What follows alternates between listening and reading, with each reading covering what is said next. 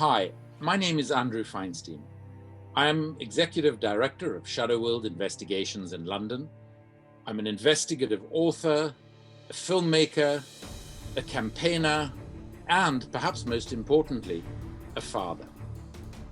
Today on the show, Dov and I explore the leadership of Nelson Mandela, the corrupt, deadly global trade in weapons, criticizing Israel and its brutal occupation of the Palestinian territories as a Jew, and conspiracy theories. Welcome back to the next part of our delicious conversation with Andrew Feinstein. And he is a journalist. He's an author, best-selling author. He is a former ANC MP who served under Nelson Mandela. He's an independent contributor to Double Down News. And, you know, this is a guy who has given evidence, who was being brought back to South Africa to give evidence against past President Zuma around corruption. I mean, this guy has been deeply into and understanding what's been going on in the world around the global arms corruption and how that corruption bleeds out into the corporate world, and how you and I may not see directly in our own lives the impact of this, but we are all living in the impact of this, and it flushes out into global politics that we're all getting sort of sucked into, and we're very much being, you know, George Bush came out and said, and you may remember this if you're of a certain age, when he talked about the WMDs that didn't exist, he came out and said, "You're either with us or you're with the terrorists," which was an insane conversation. And I said that at the time, and yet people backed W, and countries backed him and all that. And they went ahead and did that. And it became that, for me, that was the dividing point. People talk about Donald Trump being divisive, but it really was right there that it was made to the public. You know, you're either on one side or the other. And so as a result, a lot of our political views are not objective. They are very much black or white. You're with us, you're against us, that sort of mentality. And now we've got what's going on, which has been going on for many, many years, let's be clear, with Israel and Palestine. And, you know, at the end of the last section, Andrew was talking about how he was insanely criticized for being a white person supporting the ANC in South Africa and running as a parliamentary member for the ANC, and then being criticized as anti-Semitic for criticizing Israel. I want to jump into that. I want to talk about what you're seeing, because let's start with the fact that you led a human rights group into the West Bank. So let's start there. Yeah. So just before I go there, it's worth remembering that Ronald Reagan and Margaret Thatcher both called Nelson Mandela a terrorist when he was still in jail, and in fact wanted him executed as they thought it was too dangerous to keep him alive. This is somebody who became one of the world's greatest statesmen in only 5 years in office. Yeah. So, you know, we've got to be aware of the nuances, as you say. And, you know, Saudi Arabia, who act as the ideological promoters of, sometimes the financiers and even the weaponizers of some of these extremist groups, but are one of the West's closest political and military allies. So unfortunately, the world isn't black and white. No. And even in a country like South Africa, where the issues seem to be black and white, there were important nuances that one needed to understand. And it's for that reason that we decided to take a group of 25 South Africans, some of whom were active politically, many of whom had been active politically during our extraordinary transition from apartheid to democracy. And not an easy democracy. Our democracy has had very serious challenges, but it is exponentially better than anything that came before it.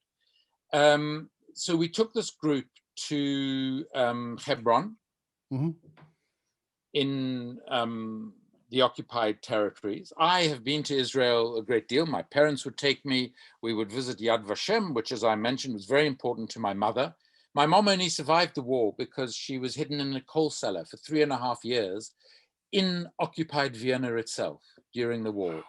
And whenever there was a Gestapo SS raid on the area they lived in, she would be rolled up in a carpet, and the carpet would be put up against the wall in case the soldiers managed to make their way into the cellar. And a few years ago, I took my kids to see the steel door that withstood the Gestapo and the SS. There are actually bullets in the door around the lock where they tried to shoot it out, still today. So these issues are really important to me. Some of the delegation were Jewish South Africans.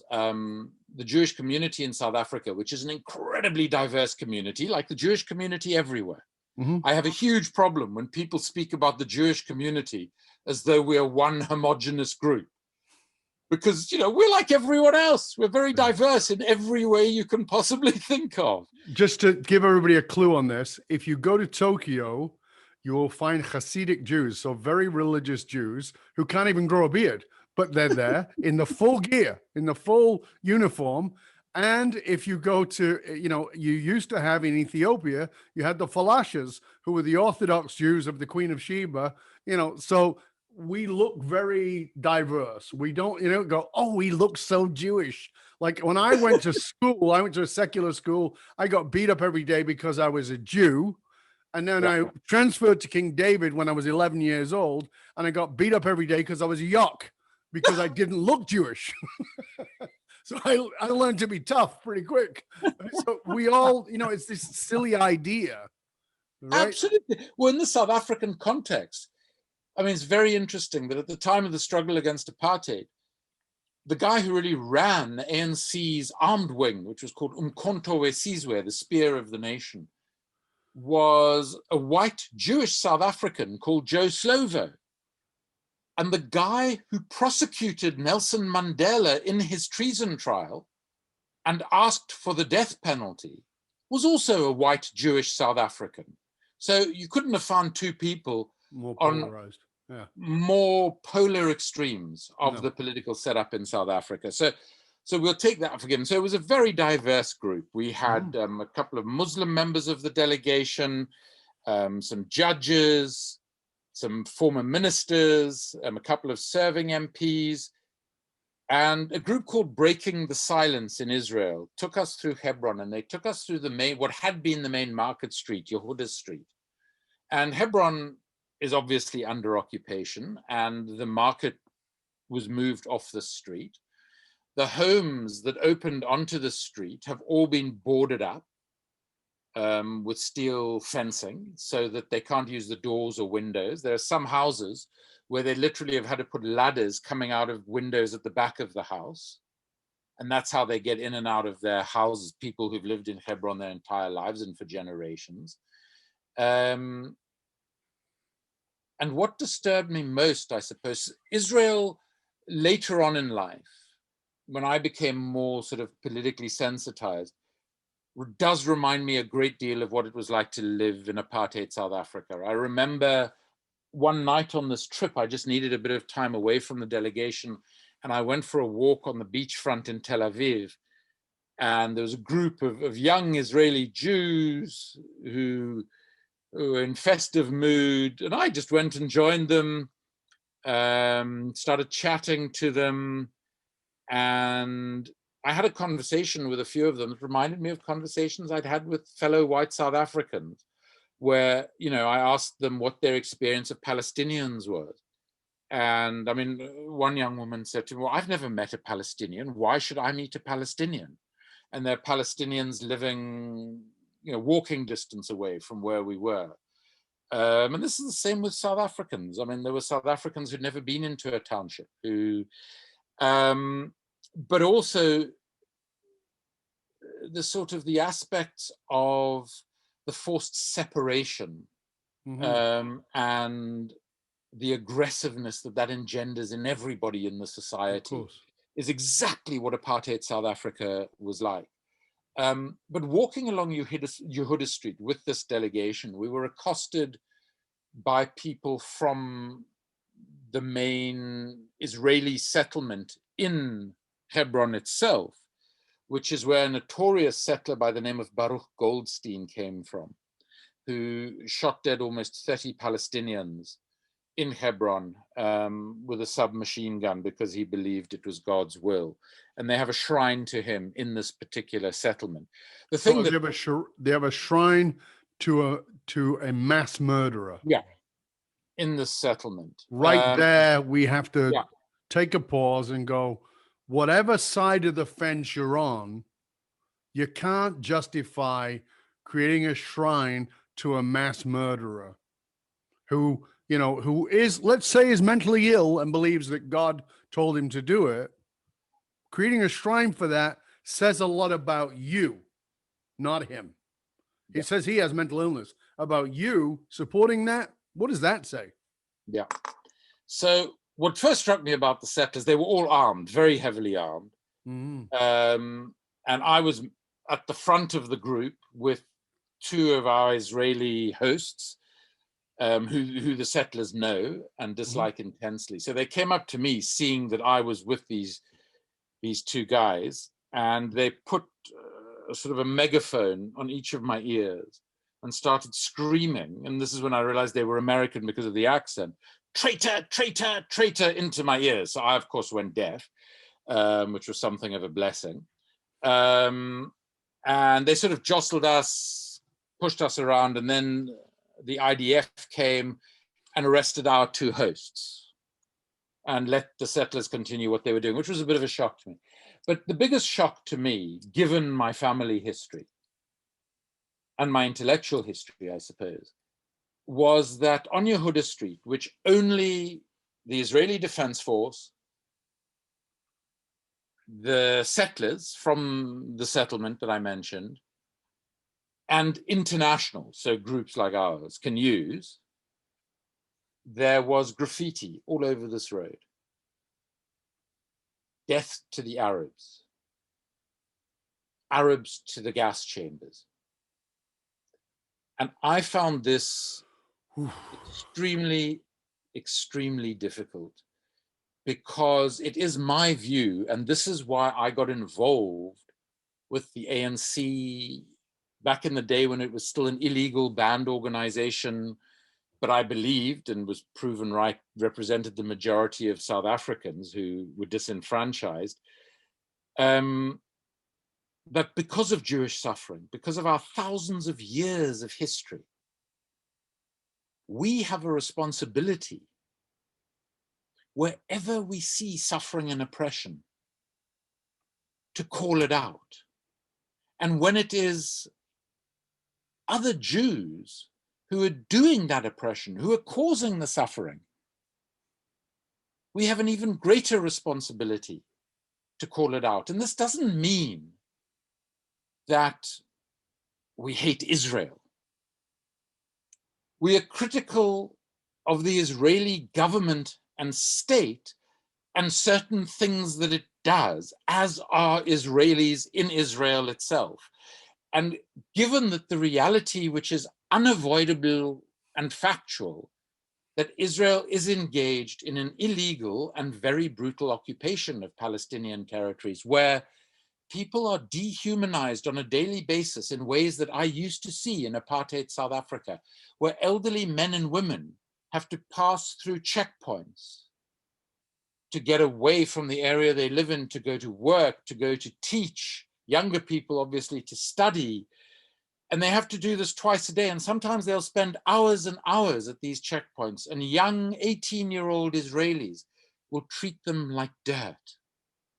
Just as I used to find, young white South Africans would call a 60, 70-year-old black man boy, because in their eyes, he was just a gardener. Or they would call a 60 or 70-year-old woman girl because she was a domestic worker and she was inferior to them. And, I suppose these two parts of my life, seeing the consequences of racism and oppression in apartheid South Africa, and then seeing it again in the occupied territories, it really came together for me in a quote It was in a wonderful book by an academic at Harvard called Sarah Roy, who is herself Jewish, a professor of Jewish studies. And she quoted a remarkable Holocaust survivor, a woman called Irina Klepfis. And Irina was a child survivor of the Warsaw Ghetto, where her father and brother were murdered. Mm-hmm. And she, very luckily, she was very, very young. She survived, but she was separated from her mother, and she assumed her mother had been murdered as well. Mm-hmm. But after the ghetto was liberated, she and her mother somehow fortuitously met up, and they were taken to Israel, which was a blessing for them. Of course. Because they felt safe, Mm-hmm. and they could be together. Yes. As the only family they had left in this world. And Irina grew up very concerned about what Israeli society became. And she said, and indulge me if you will, because I think it's an extraordinary thing for a survivor to say. She said, I have concluded that one way to pay tribute to those we loved, who struggled, resisted, and died, is to hold on to their fierce outrage at the destruction of the ordinary life of their people. It is this outrage we must use to fuel our actions and vision whenever we see signs of disruptions of common life. The hysteria of a mother grieving for the teenager who's been shot, a family stunned in front of a vandalized or demolished home, a family separated, displaced, arbitrary and unjust laws that demand the closing and opening of shops and schools, humiliation of a people whose culture is alien and deemed inferior, a people left homeless without citizenship, a people living under military rule. Because of our experience, we recognize these evils as obstacles to peace. At these moments of recognition, we remembered the past, feel the outrage that inspired the Jews of the Warsaw Ghetto, and allow it to guide us in present struggles. And that really, for me, encapsulates how these two parts of my life, my being Jewish and my South African heritage, both of which I am incredibly proud of, but they come together in ways that don't make it possible for me to turn a blind eye to suffering and oppression of any kind. And it is so tragic to me that an Israeli government should do some of the things that they have done and continue to do, should continue to dehumanize other people who happen to be different from us as Jews. And I feel as a Jew, because we all have the right of return to Israel, because Israel was sanctuary for members of my own family. I took my children a few years ago. In fact, when the Shadow World film premiered at the Tribeca Film Festival, my kids came with my wife and I took them to New York, but first to Virginia, just outside DC, where we went to visit a cousin of my late mother's. She was at the time 89, her husband was 90. She was liberated, I think from Bochum or Buchenwald, I can't remember which. She still has the striped pajamas in which she was liberated. And for my children to be able to sit with her and hear the story of both of their lives and why they went to Israel,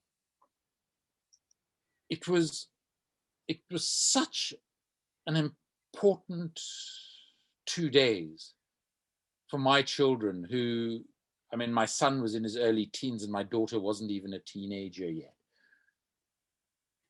And this is what teaches us these lessons. And to see people humiliated, mistreated, dehumanized, as I did for decades in South Africa, to see similar behavior by Jews in Israel and the occupied territories is a source of incredible sadness to me.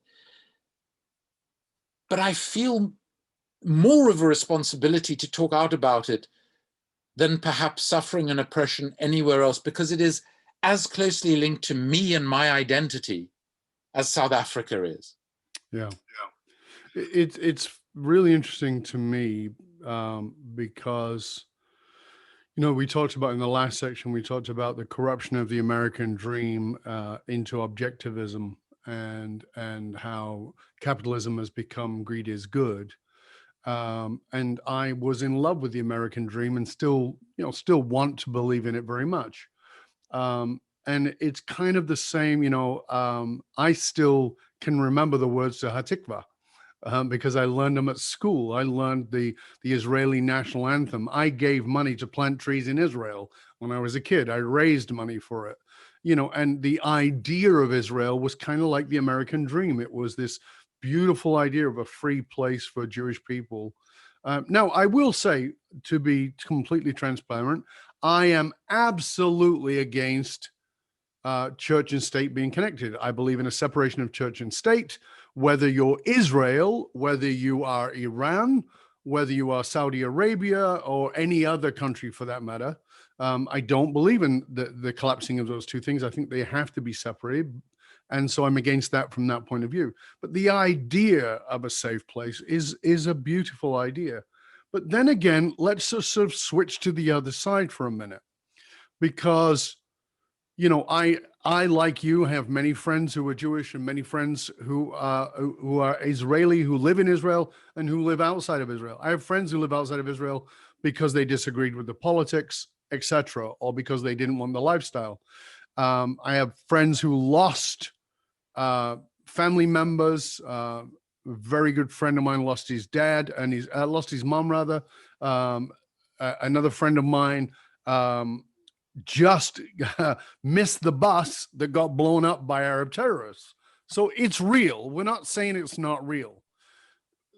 And I'm not saying that it's not justified or it is justified, but I want to put this forward for a minute. Let's, and I'm sure you're familiar with Mossab Hassan. He is the son of the top, was the son of the top Hamas leader. He's very pro-Israel. They made a movie about him called The Green Prince. You know, and he is very pro-Israel, very anti-Palestinian, not Palestinian people, but the Palestinian Hamas. And Hamas have clear, you know, Israel says, you know, if we stop the war, Israel, you know, Hamas has said they're committed to wiping out Israel. I was in Iran speaking about 5-6 years ago, and in that conversation I had with many Iranians who I loved, by the way, they you know, they clearly understood the distinction much better than we do in the West between their government and themselves. So that, you know, I walked past a wall that said "Death to America," and I was with these Iranians, and I said, "Tell me about this," and they go, "Oh, that's the government." I mean, it was so dismissive. It was like, "That's not us. That's the government." And I don't think in the West we understand that there's a distinction between the government or between the political voice and the people. So when you hear about, you know, the Green Prince, which I'm sure you're familiar with, where do you go with that? Because here's somebody who should be the absolute voice of Hamas, or certainly of the Palestinian people, who is now pro-Israel, sees that Israel and Israel's policies as good. You know, I think we first have to understand that we're all individuals. Of course. This notion that we all think the same way because of one aspect of our identity. Identity is complex and multifaceted. Mm-hmm. And for this guy, who I don't know a great deal about, you know, there might be various experiences he's had that have caused him to have the views that he has. The reality is, during the apartheid years in South Africa, there were Black African South Africans who supported and were complicit with the apartheid state. Mm-hmm. In some instances, it was materially of benefit to them. In other instances, it was just to do a job. So, you know, I think this notion that there is this group think that all Palestinians that all Israelis, that all Iranians think the same way is actually quite racist. Yeah. Because within every community, you know, we'll share certain factors of our identity with some people and have all sorts of other very different aspects to our identity. And I think we should embrace that diversity of human experience and human opinion. Mm-hmm. You know, this notion which has become more and more apparent, that you don't engage with someone who has the opposite views to you, is incredibly dangerous. Mm-hmm. I think it's important to listen to other people and to try and understand their views. And if you still have different views, having heard their point of view, explaining to them why you have different views. And as I've said over and over in this interview, using, you know, relying on your own integrity to use facts rather than made up facts that suit a particular argument that you have. And sometimes in my work on the arms trade, some facts are inconvenient. I can't hide those facts. They are facts. Yeah. And I have to understand them within the context of the broader whole. So yeah, that really doesn't surprise me. I don't think that the Palestinian resistance, which in and of itself is hardly surprising. No. You know, just as Jews celebrate the founding of the state of Israel because it was a sanctuary and a home, most Palestinians mark what they call the Nakba, the tragedy. Yes. Of when their land was taken away.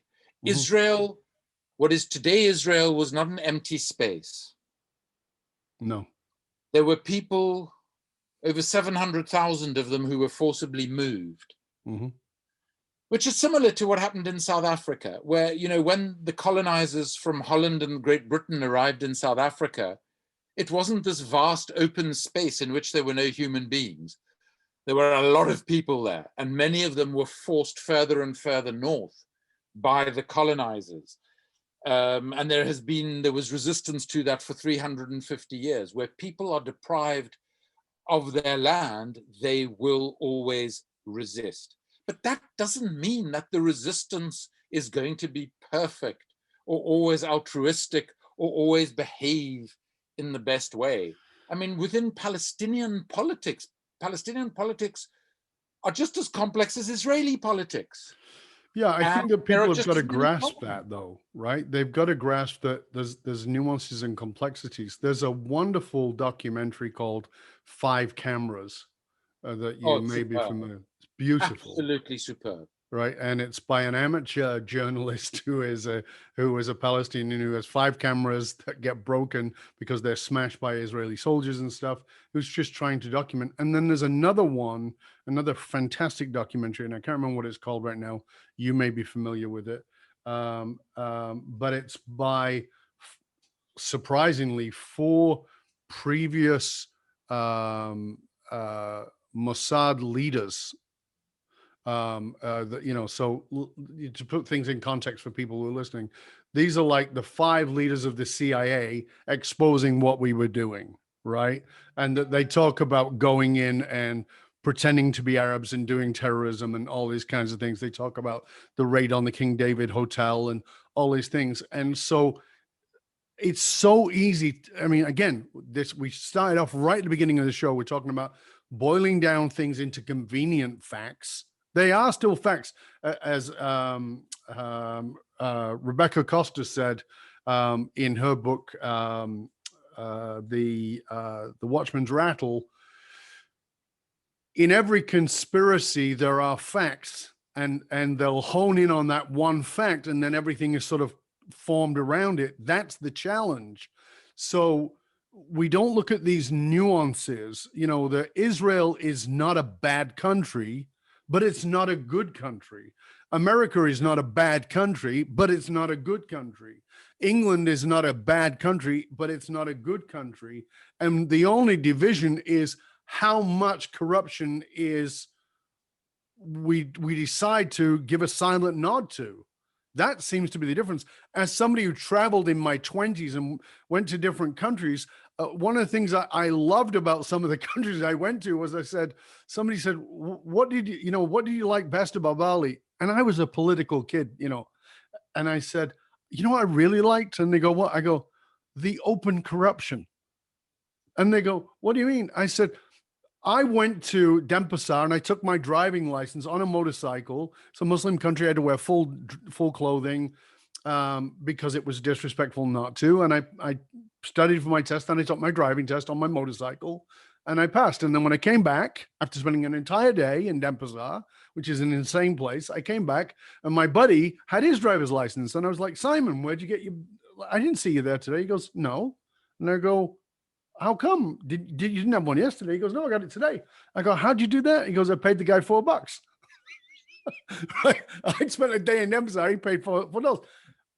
And for me, it was kind of the thing that I understood about even my friends who had back in the days who went to Panama and lived down there, was that it was clear, this is corruption, this is bribery, here we go, this is the deal. Whereas we live in a society where all that's going on, but we like to pretend it's not. We like to pretend that we're very civilized and we're democratic. And so this nuance that I think we're missing, and so again, there are things about the QAnon stuff that's crazy shit, no other word for it. But every now and then they'll drop something in and I go, you know what? I'm not a QAnon fan, but I don't disagree with that. I have my suspicions about COVID. I have my suspicions about vaccines. I have my suspicions about different things. Not that I'm against or for, but I'm willing to investigate. And the problem is you're either with us or you're against us is the mentality. Unfortunately, the world is too complex and nuanced for it to be that straightforward. But right. Politicians and people in the media who serve them try and make it black and white and very simple, because that makes it easy for them.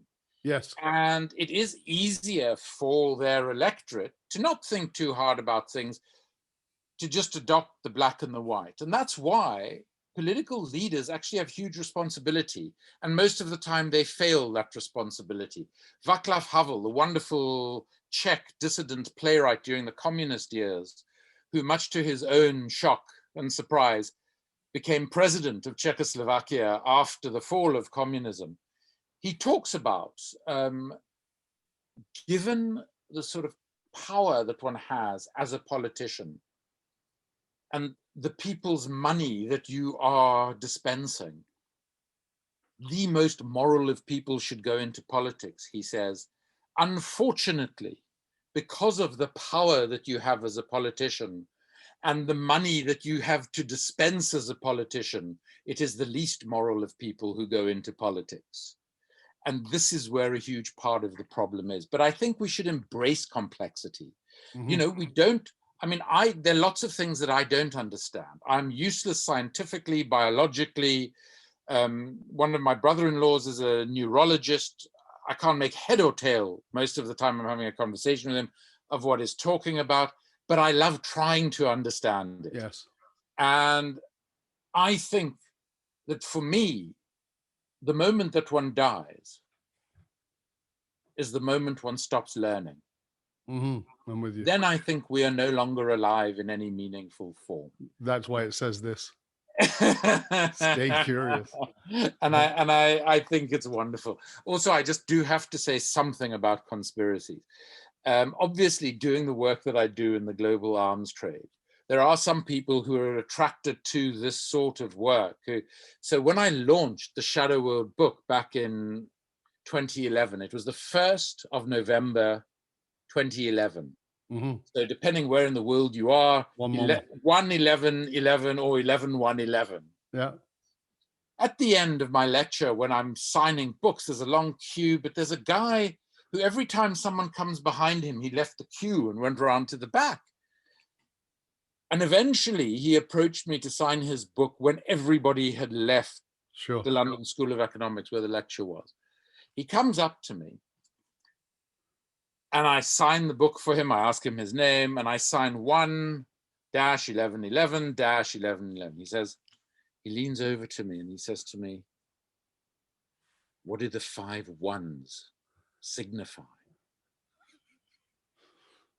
And I said to him, "I'm really sorry, but it's today's date." And I'm really sorry. I love that. I'm sorry, it's not numerology. and you know, I do literally, I would say at about 70% of the Q&As I do after screenings, the events I do around the world, someone will say to me, "You can tell us the truth about 9/11."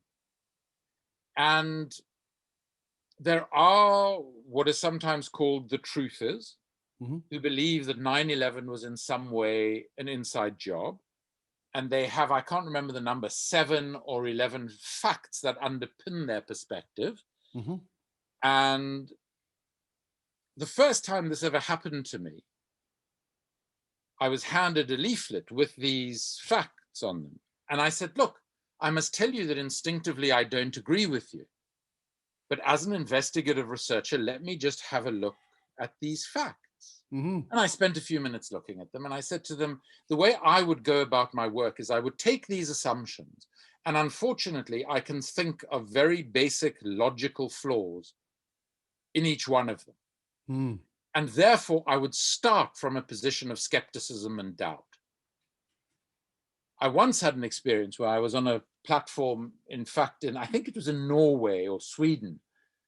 And one of the other panelists who also works on the arms trade was asked a similar question by a member of the audience.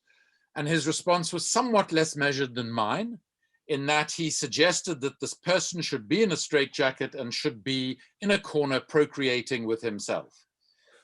Go my response, multiply on your own. Yeah, exactly. And, you know, I suppose, again, when you watch a person like Mandela, you have the view that, yeah, people are going to have outlandish views sometimes, but they need exactly the same respect that you want, and that you should engage with them. But there is no doubt that the field of work that we do our work in is ripe for conspiracy. And it comes back to a point I've been making often in this conversation.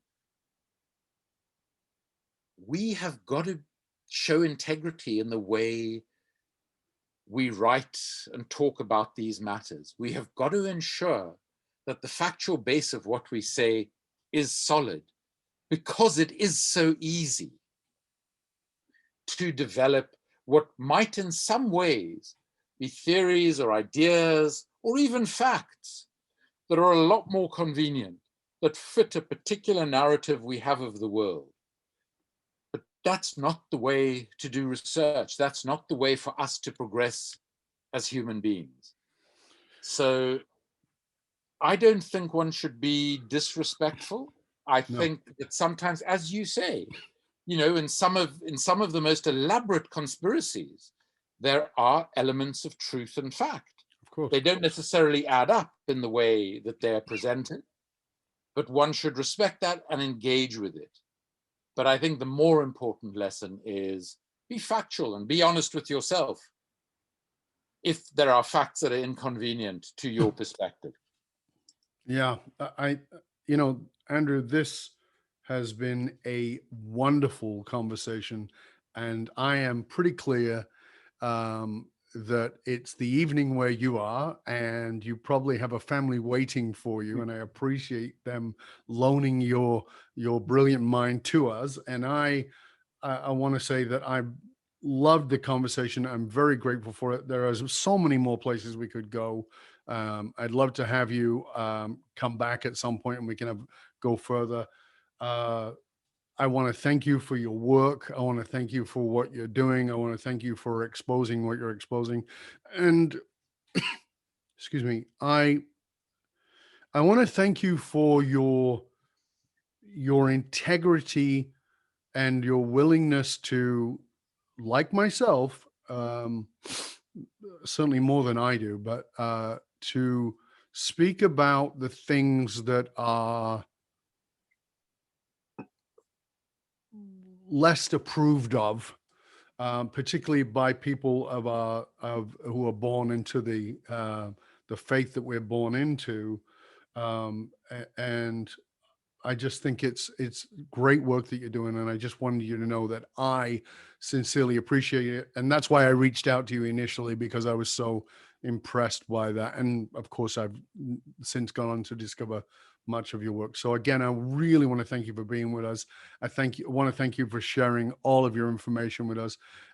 As we finish up, the thing I just want to say is, again, I'm going to ask you to tell our listeners, our viewers, where they can find out more about you.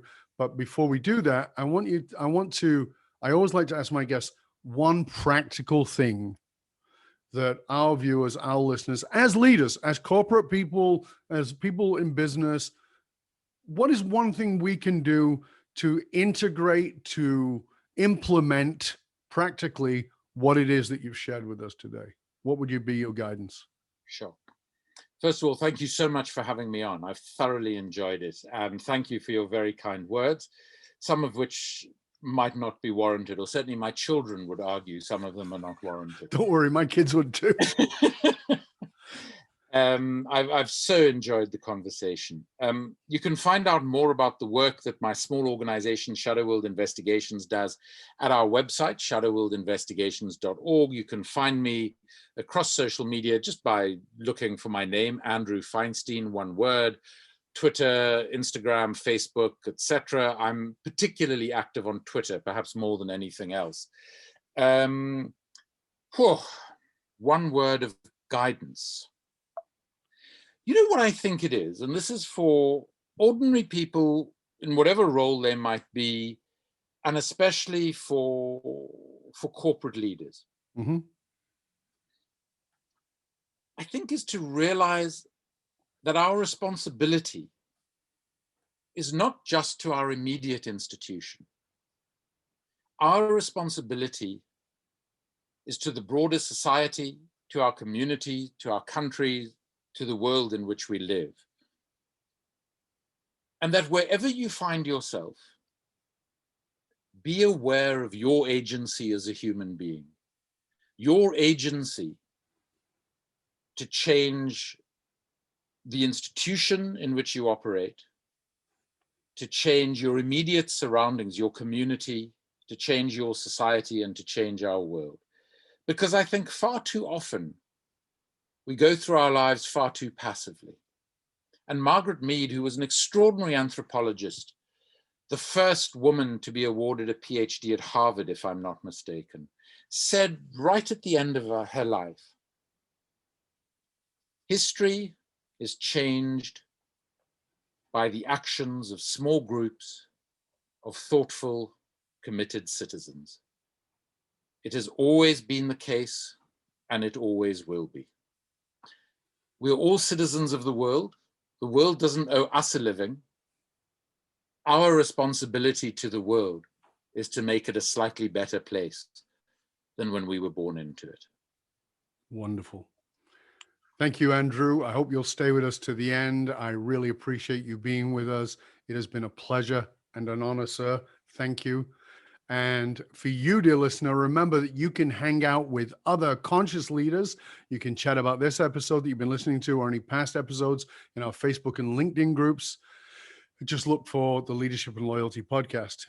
You know, the truth of the matter is, it doesn't matter how successful you are. If your employees and your customers don't understand what gives your company meaning, you're only working at a fraction of your capability. If you want to find out more about how you can hire me, Dov Baron, as a speaker or a leadership strategist for yourself or your organization, simply go to dovbaron.com. That's DOVBARON.com.